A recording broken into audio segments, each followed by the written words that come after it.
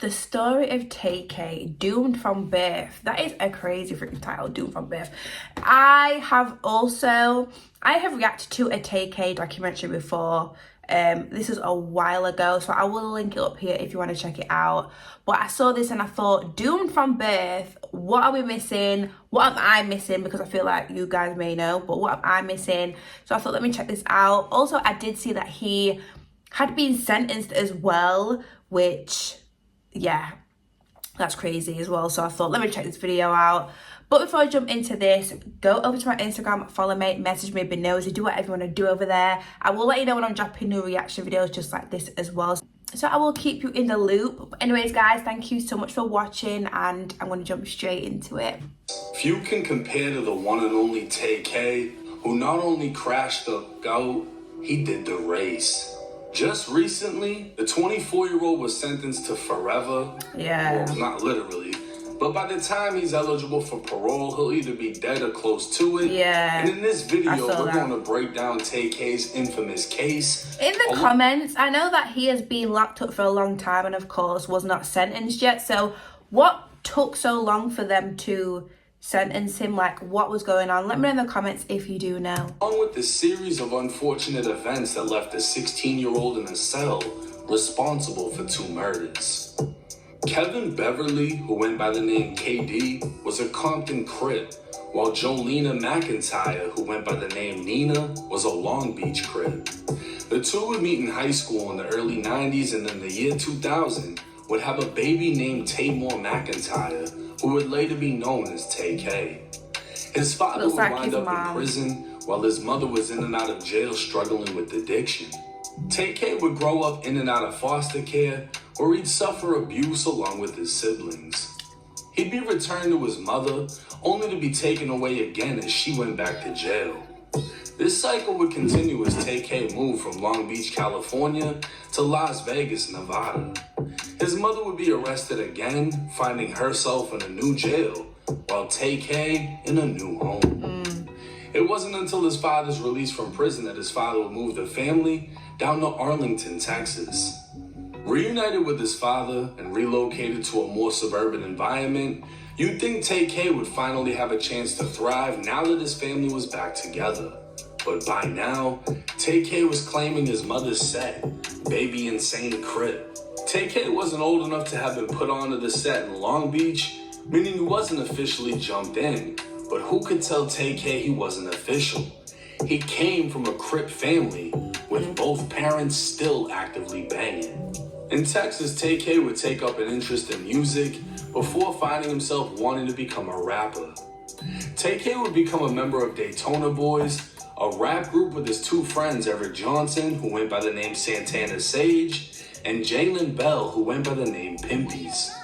Building up a local fan base, things took a turn for the Daytona Boys in 2016. 20-year-old Sarah was the designated driver for her friends on New Year's Eve. She attended the University of North Texas and was enrolled in the radio, television, and film program. Pulling up to a stoplight, another vehicle pulled up alongside hers. The other vehicle contained multiple males who began making derogatory comments to Sarah and the other females in her vehicle. A male in Sarah's car defended the females, and that's when gunshots rang out. Sarah was shot in the head, lost control of the vehicle, and hit another car before crashing into a pole. TK, who was only 15 years old at the time, was later identified as being in the suspect vehicle. This would be the first murder he'd be connected to, but he'd never face charges. Instead, a 21-year-old Marine named Eric Johnson was taken into custody at his base and later arrested for killing Sarah. This is senseless and tragic. There are so many things Clay and Gloria Mushlener could talk about right now. Sad. Couldn't go to sleep. All I could think about was her and this just horrible thing that happened to her. She did not deserve this. But they say Sarah would want them to smile. Hers was infectious. She's never met a stranger. She was always nice to people. She would talk with them. Just like her grandpa Bloss. And no matter what, think of what they had, not what they lost. We're all going to miss her. And Some people don't get to have their kids 20 years, so we have to be blessed with what we've had with it, time spent. Jurors found Eric Johnson guilty of shooting Sarah Mushlener on New Year's Day back in 2016. The Denton County District Attorney confirmed on Twitter that Johnson will be eligible for parole based on the sentence after serving 22 years of the 44 I mentioned. The jury could have sent him to prison for life. 6 months later, Tay-K would make a decision that would forever alter his life. 17-year-old Zachary Bello and 21-year-old Ethan Walker were roommates in Mansfield, Texas. Zach's girlfriend believed the two were selling drugs and decided to plan a robbery on her own boyfriend. Word would get to 16-year-old Tay-K, who then recruited a team to get the job done. 3 girls went to the house, all aware of what was about to happen. As they spent time with the 2 roommates, they unlocked the doors to the house, and the 4 robbers let themselves in. Over the next few minutes, Zach would be hit in the head with brass knuckles and shot in the shoulder, while Ethan was shot in the chest and left on the ground, gasping for air. Ethan would later die, and Zach knew he was set up by the girls because when the robbers walked in, the girls just got up and walked out, not even acting scared or surprised. But nobody planned for a double shooting or for Ethan to die. Police would quickly identify everyone involved, with Tay-K being arrested at only 16 for participating in the home invasion robbery turned murder. Released on house arrest, Tay-K would cut off his ankle monitor and go on the run. How do you how do you cut off ankle monitors?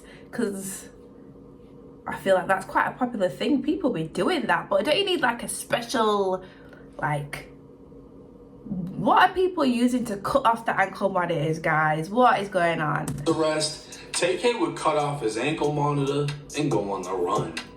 A month later, 23-year-old Mark Salivar was shot and killed in a Chick-fil-A parking lot. New on the night beat, one man found dead in the middle of a parking lot of a North Side fast food restaurant following a shooting. As Pilar Arias reports tonight, police say the car the victim was riding in may also be the same vehicle the suspects took off in. Wow. The parking lot of a Chick-fil-A turned crime scene. The restaurant closed for business like it usually is on Sundays. But that didn't stop witnesses and spectators from gathering to figure out what happened at the lot just across from North Star Mall early this evening. So this is a shopping center. There were quite a few people out here, and the car drove through like everybody else, and as soon as they heard the noise, they all started looking. Police now trying to find out how this all happened. Their sights set on a black 4-door car. They say the victim was riding in the car along with several other people police are now looking for. They had pulled in here just before 5:30. As far as investigators know at this point, the man was shot outside the vehicle, but they don't know what made him want to get out. Investigators would learn Tay-K and others picked up the photographer for a photo shoot at a local mall. While in the vehicle, Tay-K and one of the other suspects pulled out guns, pistol-whipped Mark, and took his backpack containing his equipment. Mark was forced out of the car, tried to get back in, and desperately jumped on the hood. That's when Tay-K leaned out of the window and shot him dead. 2 months later, on June 30th, 2017, Tay-K would drop his infamous song, The Race, and that same day, he'd be captured by U.S. Marshals in New Jersey. Tay-K was now viral after dropping a song describing killing and being on the run, and going as far as showing his own wanted poster. The song will reach number 44. Yeah, that song was everywhere. Chart, and currently sits at 251 wow. million views on YouTube. But Tay-K would never get to perform his hit song or experience anything from it. He'd only hear about it through jail calls and jail visits. Tay-K would eventually be found guilty for his role in the home invasion murder of Ethan Walker. While he wasn't the shooter, the fact that he recruited the shooter would leave him with a 55-year prison sentence. Fast forward to 2025, Tay-K would be sentenced to an additional 80 years in prison for shooting and killing Mark. Your punishment is to be assessed at 80 years in the prison. I don't know where your mom is. Don't know where your father is. I know that you had a rough childhood. And I do know that these offenses occurred when you were very young. And I do realize that while this is a lot of time, and I tell people all the time, any time that you do in custody is a lot of time. But by that same token, you're still alive. And what the state has said is true. You're still alive. You can still better yourself. If you end up in prison for the rest of your life, you're still alive. You still can improve yourself. Your family can still visit you. But the complainant in this case is deceased. 24-year-old Tay-K has been sentenced to a total of 135 years in Texas State Prison. It's a long time, right? That's life. Current, meaning his 55-year sentence has pretty much been overruled by his 80-year sentence. Under Texas law, he'll be eligible for parole in his 60s. Things have already been rough for him, judging by the scar on the side of his neck that appears to be a slash from a razor. Oh, it's a scar. I thought it was a vein. I don't know. I thought it was like a big vein or something, but damn, if that's a scar, then what is going on? For him, judging by the scar on the side of his neck that appears to be a slash from a razor. While his crimes can't be minimized, his life must be analyzed. Tay-K was born to two gangbanging parents, raised in and out of foster care, and became a product of his parental influence. At only 16, far from mentally developed, he made choices that have essentially ended his ability to experience a life in freedom. He's been deemed a threat to society, and now knowing his childhood, it can be determined he really never had a chance to live peacefully in society. One can only hope he finds peace in prison, learns from his mistakes, asks forgiveness from his victims' families, and lives long enough to make parole. This is the reality of being a crasho, and he is a living example of what any teen could be if you're following down a similar path. Now, as sad as Tay-K's case is, it's even sadder what happened to Sarah, Zach, Ethan, Mark. You know what I mean? And when you hear what happened to them, you really lose any sympathy for him. This was a 16-year-old who was doomed from the start, that grew up to two gangbanging parents that didn't do shit for him, didn't provide anything for him. And then, they tried to get their shit together. They tried to, testify on his behalf, and it's done nothing for him. He was failed by his parents. I didn't know they did. 100%. And then he also failed himself. And he's only 24 years old. Crazy. And he has all this time. 55 years in one case, 80 years in another case. He's not even 25. I'll be honest with you, I'd be surprised if he doesn't, not a lot of people can sit there and do all that time and live a life knowing that there's not much to look forward to. Prison is a repetitive place where the same thing happens every single day. You're only gonna wanna do so many seasons of that shit before you just give up on everything.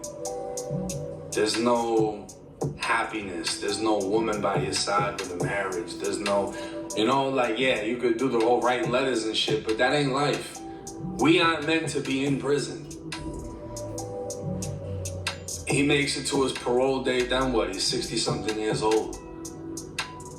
The only thing that Tay-K can do for people is be an example of what not to be and be an example of what's to come if you're living like him. You want to go viral and post guns and show your wanted picture and this and that and be involved with fucking retarded people that do stupid shit that eventually leads to someone's death, then you end up like that. Or his friends that are doing 40 years, 20 years, 15 years, all of them got smoked. Every single person associated with him got smoked. All of them are in prison doing mad time, even the girls that set up the robbery. Yeah, so it's that, yeah. As sad as it is to say, there are people put on this earth that you have to use as examples as what not to be. And Tay-K is one of them. I don't want to paint him as a monster, which is why I wanted to break down his childhood and the things that have caused him to be the way that he is, and maybe he is no longer that way inside of prison. But by the time you end up in there with having to do forever, you really got to be that person in there, because now you're in the most violent society. That's why you've been excluded from this one, the free one. But hey, let me know y'all thoughts and comments in the comment section. It's 1090 Jake. I'm rocking with y'all, and y'all rocking with me. Until next time. Yeah, crazy. Like I said, I have reacted to the TK documentary, so I will link it at the end of the video so you can check it out. So I did know, you know, the story, but there was a few things that I've just found out today. I understand what he's saying, where, like, you know, his childhood was not good, and, you know, he'd been through things and he had certain parents. Like, I get that 110%. Like, I understand that he didn't have a good childhood, but the people that he killed, like, when I react to a lot of documentaries about rappers and, you know, stuff like that, they're in gangs and they're all hurting each other for some reason. They're all retaliating for some reason. They're all in that life, in that circle. Sometimes, a lot of the times, civilians, innocent people will get hurt. But with this story, the people that got hurt, killed, they were civilians and they were not about that life, I feel like. So that's where it's like, it's sad and it's just not great. It's just not good, you know? In the comments, let me know what you think about this. Just a crazy story. But anyways, guys, thank you so much for watching, and I will see you very, very soon in the next video. Bye.